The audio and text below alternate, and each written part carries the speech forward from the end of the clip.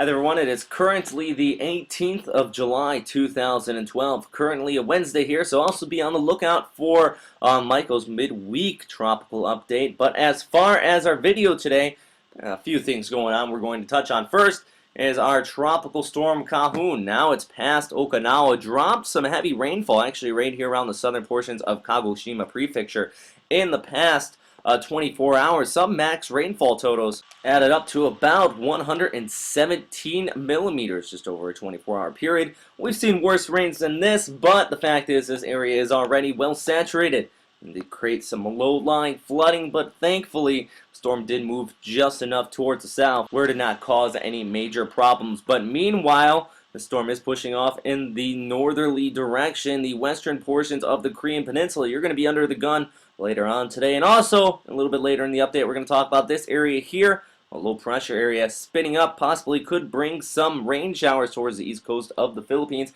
and then maybe even develop into a tropical system before pushing it off towards the north.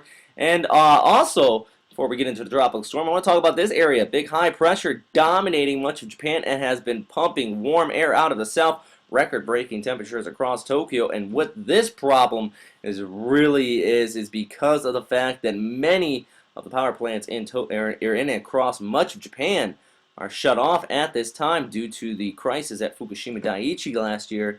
They shut off all the power plants, especially the nuclear power plants, that is, and that in return, due to everybody running their air conditioning units, may cause some power disruptions. So that's going to be a very serious situation coming in here through the coming days as that high pressure continues to remain in place here, pumping that warm air in from the south. But let's talk about our tropical storm. Where's it going next? Well, the official track continues to track it off there towards the north, running basically. It's going to be just starting to get mixed up with that rainy season boundary just off towards the north.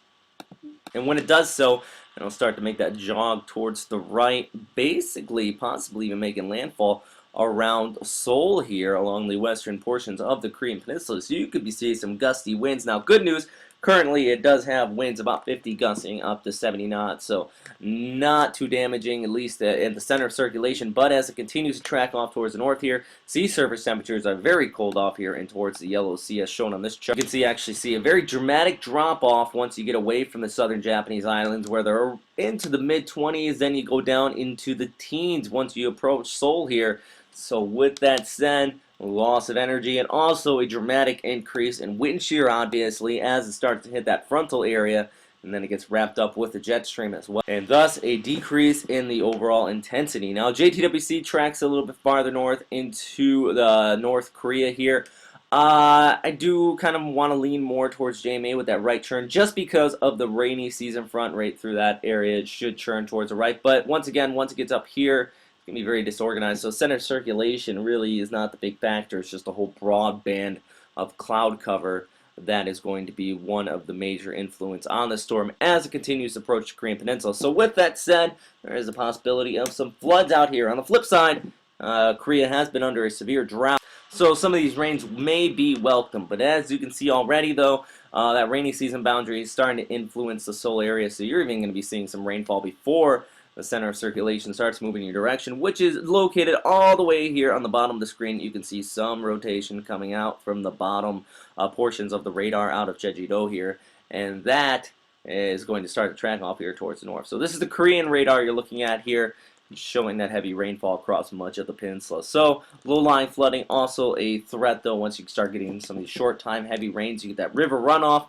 rise in river levels as well. Definitely want to keep your umbrellas on tap and your rain boots handy here going through the rest of your day, because by about the overnight hours on your Wednesday, expect this to already be up here as is charging off there towards the north at a rather fast pace. So going to be continuing to watch this, though, throughout the next 24 hours. But also in the tropics, let's look at the other area that I was talking about just towards the east of the... And this was actually part of Khanun here a few days ago when it was located down here. It had some of that outflow. The outflow starting to push off there towards the southwest. Now it's starting to get very, kind of a little more organized. JTWC currently rates this a low chance of tropical development. It's being deemed Invest 92W by the NRL. And what catches my eye on this, though, is the fact that it has a lot of moisture associated with it, but also it's sitting over roasting hot sea surface temperatures. Let's go back to that sea surface temperature chart I showed you a second ago. Some of the warmest waters in the world are actually located here just towards the east of the Philippines.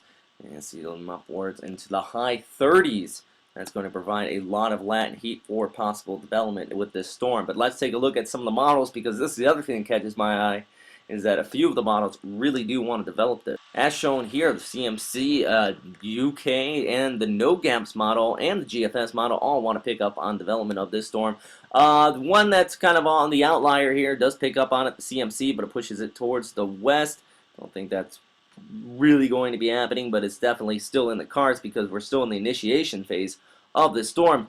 Most of them really want to grab it and push it off towards the north, though maybe even affecting Taiwan into the coming days. And that's why I want to show you from the GFS model. It shows that moving off towards Taiwan. Going into about Saturday, that's when you start to see the initiation. That's right about this spot here. Then into early part of next week, it continues to develop and blows off there towards the northwest. That's just this particular model. Let's take a look at NOGAPS and see what they're saying. Here you have that initiation just towards the east of the Philippines. So even if it does make landfall in the Philippines, always remember, as we've seen in the past, when you have a storm sitting there, same thing happened with Gucho, and it enhanced the southwest monsoon, brought an abundant amount of moisture along the west coast. So you saw widespread flooding in Visayas, even out towards Manila. Because the storm system sat there, you have the cyclonic circulation pulling moisture out of the South China Sea. That's one thing you have to be watching, even if the storm does develop off there towards the east. But also, let's look into the early part of next week, because NOGAPS kind of takes a little similar track there, as GFS is showing possibly affecting Taiwan, bringing some heavy rainfall and very gusty winds, maybe even tropical storm to weak typhoon strength could be possible here. But once again, this is still in its initiation phase, still an invest, still a low chance of development. No other agencies have really picked up on it. I'm just showing you what the model outlooks are currently showing. So definitely still need to watch this very closely throughout the remainder of the week.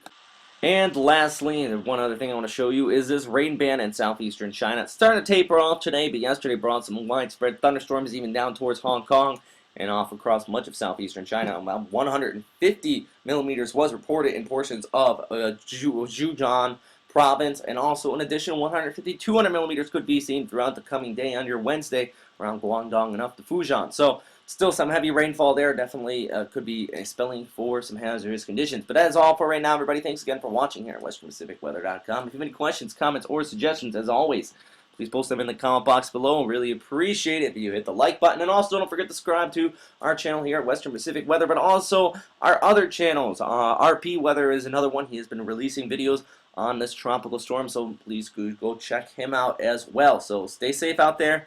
Have a great day. Bye.